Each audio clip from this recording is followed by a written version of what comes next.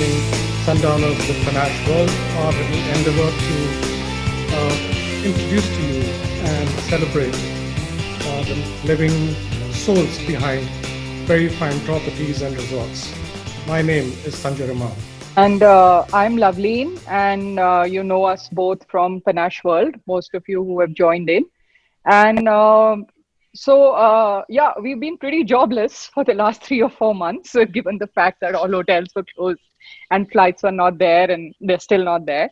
But time when all of us are at home to get introduced to these people, what has inspired them, what their dreams are. And this is the first in the series. And we thought also, since Karnataka is just opening up and, people might be tempted to take road trips, but may not have the kind of confidence that they want. We thought we'll introduce you first to the people closer home. Sometimes our journey in life prepares us for what our calling will be eventually. Revathi is a South Indian who happened to grow up in Delhi. And because her father was the secretary to the vice president of India, when you go to Silverbrook, the resort, you have all these nice pictures with old time black and white pictures, very impressive. So Revathi grew up in Delhi, and they had this huge house thanks to the position her father held. And you know how people never used to stay in hotels at that time. So a lot of relatives and friends of relatives and relatives of relatives used to visit Delhi. And Revathi has practiced all her life to be a hospitable person and looking after guests per se. She's also a trained Kathakali dancer who's performed in many countries around the world on invitations. She's a fabulous singer. And she wouldn't be sitting here. She would rather be probably wearing a chiffon sari and dancing in the garden right now. But we've had to make her sit down for this one. And just before, when we were testing the mic, she was like, "Do you want me to go do a rain dance outside?" And we said, "No, just sit down." So yeah, so that's Revathi. And next to Revathi is an equally bubbly person, always full of energy when I've met him. That's Yogesh in blue shirt right there. Yogesh was inspired by his father, who was an economist and turned into the hospitality business and joined the Taj Group. In tow, Yogesh joined the Taj Group as well, where he spent a good 20 years. And that was, when he decided to move to Bangalore, both Revathi and Yogesh, to look for a place to settle down. And so they made Bangalore their base, and then they ventured into Coorg, where they set up a lovely homestay called Silverbrook, which again we're going to talk more about later. Yogesh, also one other thing I'll share about Yogesh, because I've spent some time with him. He loves cooking, and he comes up with most innovative dishes that you'll ever hear of, at least innovative names. I've not tried them, Yogesh, but I remember that chat we had. Yogesh, if I may start with you first, tell us a little bit about how did you go about setting up Silverbrook? Thank you so much, Lovely and Sanjay, for introducing us and being part of this lovely program. And it's really an honor to work with Panache, and it's wonderful that you're included in your first segment of the various properties that you deal with.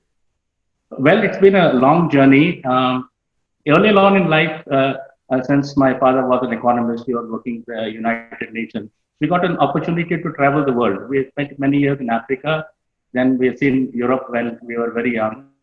And then then my journey with the Taj Group as well as 20 years I spent there. And then one fine day we said, okay, this is enough of working in a city. Well, let's go to Bangalore and try and work out what to do with the second innings of our life. That's where things started, things opening up. We said that, okay, since we already worked for someone, why not try something, a venture of our own? That's where that we spoke to people and we zeroed in on food. And so then that was way back in 2000, 2007, 2008. That's when it all started. Right. And Revathi, when you made this, constructed the house, that I've seen it, it's beautiful. it must have been quite a challenge to do it the way you want to do it in Coorg. Do you want to tell us a little bit about how you went about gathering things for it? Right. It was very exciting. I mean, I must tell you, because I say it is exciting only because we had passion for it. So all the hard work, since it was passion based, we found it very exciting. That's, I think that's life. Anything with passion is always exciting. So when we moved, we got the estate. There was nothing in it, no electricity, no way to even enter the estate.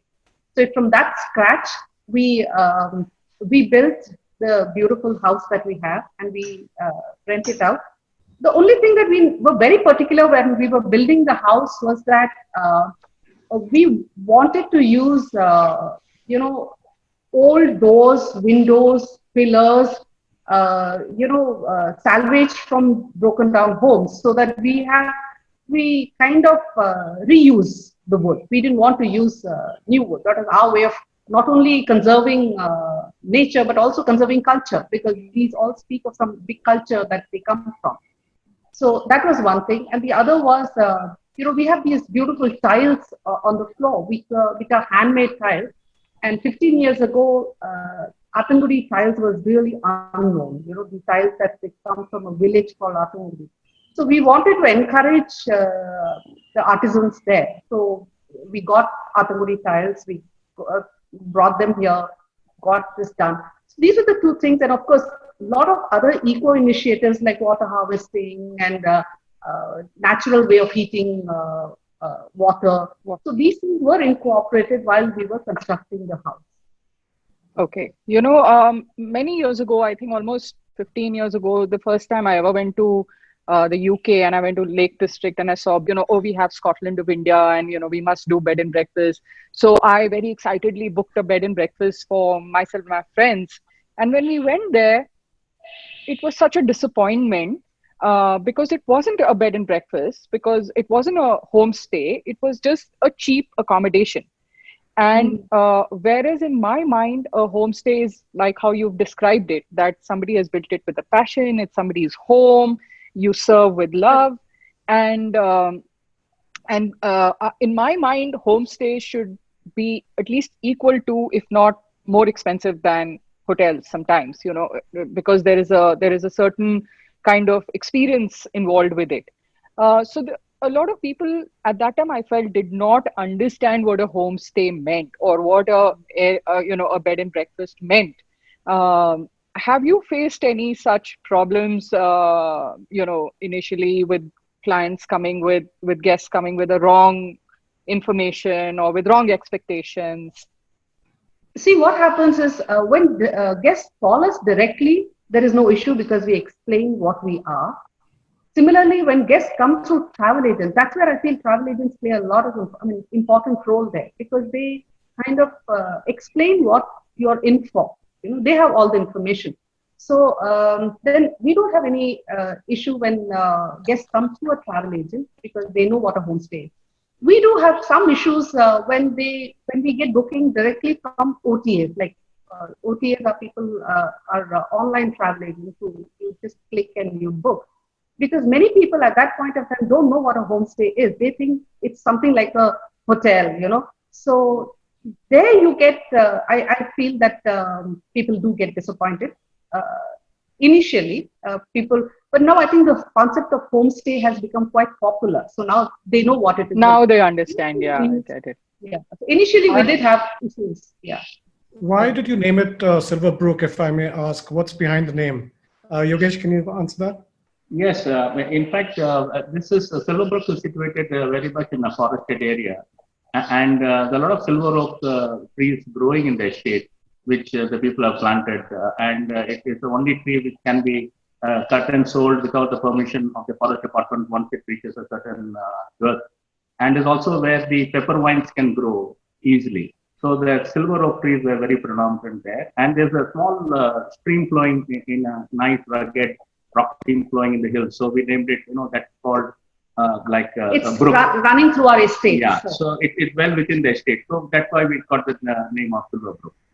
Okay, maybe I think maybe I should play something for you guys. one moment. I think NDTV had covered you guys, and we play that clip here.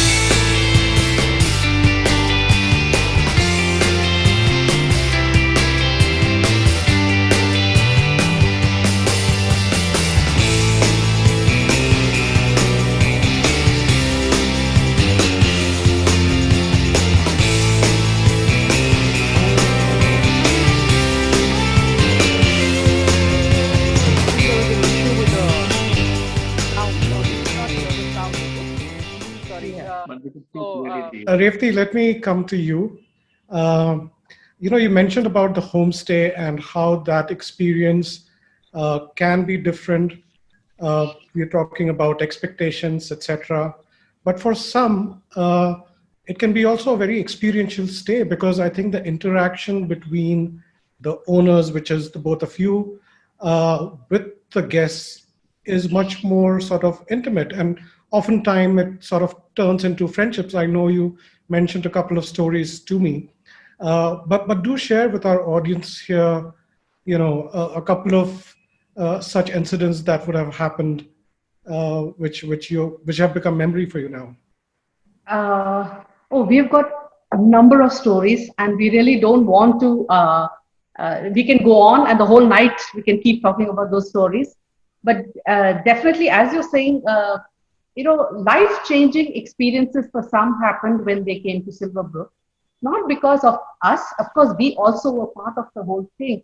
Because in a homestay, the hosts are in close relationship, in fact, with the host. So it's like a family. So they come as guests, but leave as friends, and friends that we continue to have even after they go out. An elderly lady had once come to Silverbrook from Coimbatore, and a lady who was kind of from a conservative background, and she was very soft-spoken. And slowly, as I spoke to her, because I'm Tamilian, so I could speak to her in her language, and so we just started chatting, and she opened up, and then it became so beautiful, the relationship. And the next day was her birthday, which she mentioned casually as part of a conversation. So we organized a cake, and we celebrated her birthday, and she was in tears. She said nobody has ever celebrated her birthday in such a grand scale, So we had many guests who kind of came and clapped for her, and it was, for her it was very touching. And then when she heard about our story, about how we left Delhi and wanted to do something and follow our passion, something must have triggered in her head, because when she went back to Coimbatore, she sent me a beautiful painting which she painted, and with a note saying that she used to paint before marriage, and post-marriage she got caught up in household chores and bringing up children and things like that. And after coming to Silverbrook, she felt, some kind of thing, ignited, and she got back to painting. And she wanted to thank us by giving us this beautiful painting that she sent.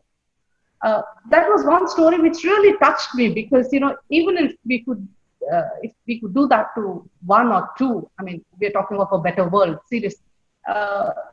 In fact, we have two of your. But do share. I love the one most about. You mentioned that lady in Singapore who had come from Singapore. Yeah. Oh yeah. So this a lady had come with her two children from Singapore, young kids. She came with her husband couldn't come, so she came along, and she had come during the month of Ramadan, and she was a Muslim. So when she came, she told me that Revathi, for next day breakfast, can you just leave a bread and butter and jam on the table in the morning at 3:30? We need to eat, so we will just make some sandwiches ourselves and eat. As a host, I just couldn't digest that. Like I said, how can I make her eat only bread? At that point, I couldn't even tell my staff to wake up at 2 o'clock in the morning, because they work till late night, and for them to get up at night is not fair. So what I did, she stayed for 4 nights. So what I did was, every morning at 2:30, I would wake up, I would make hot breakfast for them and give her the complete buffet spread, so that she's not inconvenienced in any way.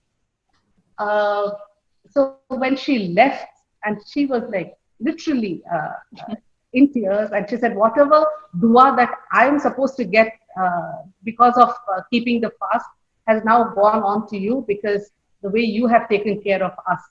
And she left a beautiful note, and these are the things that enhances our lives more than anybody else. Beautiful. Thank you for sharing. In fact, we have two of your clients, two of your guests who stayed with you. I think Aarti has joined us from Germany. And I think Raji is also here from Oman. And I'm going to quickly put both of them, if possible, online. And hello everybody. So hi Revathi, Yogesh. Sorry, I could not get your question, lovely. No, we didn't ask you a question yet, but we wanted to ask you about your experience of having stayed at Silverbrook, and if you would like to share something about that with us and with everyone who's listening. Yeah, I mean, yes, we also love traveling. This is my husband Riju. Hi. So we love traveling. And we also wanted to be amidst the nature, and we were looking for some homestay kind of a property. Initially, we had another experience where the gentleman he was formerly working in Infosys, and then he built the homestay right from scratch. And then there was another complete different experience that we had at Silverbrook and also at Rare Earth, right? So right from the evening that we landed there, it was as if there was a bonding, there was a connection that we already knew them from ages, it was not at all a pretense. It just came naturally, and it was not even just with both of them, but also with the rest of the guests that were around. And we both are also into music. So Riju had got his keyboard because he felt he always gets a lot of ideas when he's amidst the nature and all that. And they were just singing along. And then he said, Riju, let's get this, let's get my keyboard. And that's it. That was it. And then we were singing, dancing, and there was a huge party. I can totally imagine that with both of them being around, it would be a party. Yes. Absolutely. And you know what?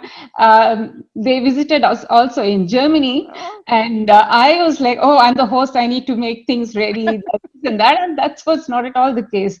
Yogesh said, now that's it. You have to leave the kitchen, and I'm going to take charge of it. And okay, that's amazing. Thank you so much for sharing your story with us. Thank you. Raji, would you be able to, can you hear us? can. I hope you can see me. We can't see you, but we can hear you. Yeah, all right. So, hi Revathi, hi Yogesh. Hi. Mind-blowing experience staying both at Silver Brooks and Rare Earth. My job takes me going around the world, and I must say that it was a home away from home. The hospitality, the people, and the attention to detail, everything, the food, everything was so, it just blew me away. And I keep saying that I would like to go back there every year. And I keep telling all my friends that you must go and visit. You go and stay in hotels. It's so impersonal. But these people, they felt as if we are family members. Everyone in the team, all the people who work there, they were so good. I must tell you that everyone who's alive should go and visit them and stay there at least 2-3 days. And best coffee in the world, huh? Swear on God. I've been to Starbucks, I've been to everywhere, but the best coffee is the one that Yogesh makes and gives you. There's so much of love when you go there. You feel like it's a home away from home. Thank you. Thank you. You're joining us from Oman, I understand. Thank you so much. Thank you. Yes, I'm from Oman and I'm an investment banker. So I travel a lot around the world. So this place is really close to my heart. Thank you so much, Raji. Thank you for sharing. And now we'll come to a set of questions that are very important to people right now. And the lockdown, which has been very tough for the hospitality industry. We've all been through it. Hopefully, we are starting to emerge out of it. Is the resort open again? And what sort of SOPs have been put in place now so that our audience can get a sense of confidence in terms of what hotels and resorts are doing in terms of preparedness to accept guests over? It's very easy to follow these in a homestay because the area is not so vast as a resort. So keeping the house, the surfaces clean, whether it's in the kitchen or whether it's in the common area or whether it's in the rooms, it's much easier. So we do sanitize all the surfaces once in the morning, once in the evening. And also then, when the guests come in, of course, the regular, as Shiv Prasad, the temperature check, the filling up of the form, and also which, of course, it's through an email, and ID again through an email. And we also sanitize the luggage that comes in and show them the room. What we have taken a decision is that in all probability, we will be giving only one family at a time, because then it's easier for them to feel safe and for us also to feel for them. So when we take one family, we are not giving all the rooms. We are giving, if they come as a family and take all 5 rooms, that's fine. But if they are coming and taking only 2 rooms, then we ensure that we give only those 2 rooms to the family. So the rest of the rooms are kept unoccupied. And that also helps us in recycling, so the next guest comes in, we don't give them those rooms, give them the other rooms. So those are also taken into consideration. Of course, in the rooms, we've started keeping masks. If the guest does not come with a mask, we insist that they use the mask. We've kept a bottle of sanitizer, and which can be replaced anytime they want. Meal is served in the dining area, and since it's one family, it is going to be only them. And the staff is going to keep no buffet allowed, which is good. So we keep the food on the table, and the staff moves away, and the guest then comes and has. Yes, the staff is there at a distance, keeping the social distance in mind, but always at their beck and call. That way we are also there. Keeping a distance, yet the warmth has to be maintained. Otherwise, it is not a homestay. Sure. And that's about what is the trade-off between a homestay and a hotel stay? What are we compromising? Yogesh, you want to take that because you have the Taj background and you've started the homestay. So what's the trade-off? Basically, the whole concept of this thing is the personal experience that people are going to have. Once you check into a hotel, then you're on your own. You're going to get there's a set space that you are. People are more casual in homestays. They tend to feel like a home away from home. That is the whole concept of being a homestay, and we are there personally to take care of their small things. So if they come with a pet or come with small kids, anything they are not right now. They're not allowed into the kitchen, but our staff can prepare for a very small child some meals, especially for them. And the whole concept is entirely different. A hotel, we try to include what can be used in the hotel, from the hotel to the homestay concept, which are practically possible, but we do not try and follow the rules and regulations of the hotel, because then it doesn't become a homestay. All right, thanks. Revathi, what about?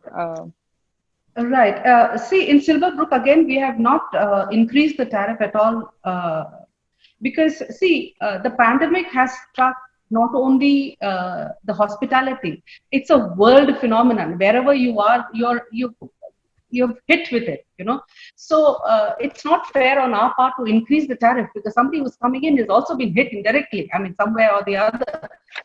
So we have kept the rate. In fact, to some extent, we have reduced for initial phase, only to encourage people to feel safe, drive down and visit. And once the ball starts rolling, we will see. But then we've included dinner in the package. We've, that's a good initiative. Like that. Good initiative. And while we are on this topic, I just wanted to say that all of us in the audience, or all of us as city folk, we also have a certain responsibility towards the communities that are in Chikmagalur or Coorg. So we shouldn't be the carriers of the virus into the hinterlands, because there they don't have such good medical facilities. So we should completely support any hotels who would like to take a self declaration from people that they haven't got any symptoms or they haven't been feeling well, because this is our little thing that we can do for the smaller communities in Coorg or Chikmagalur or any of the other places. Thank you so much for the audience to have stayed right through. Everyone who joined in have stayed right through to this event. And we've enjoyed bringing it to you. It was all about getting the living souls, like I mentioned, to the fore, so that you could see the people who are involved with these beautiful properties. We will continue to do this over the next few weeks. And every Saturday, it'll be a Saturday Sundowner by Panache World. Thank you again, everyone, for joining. Thank you so much, everyone, for giving your time.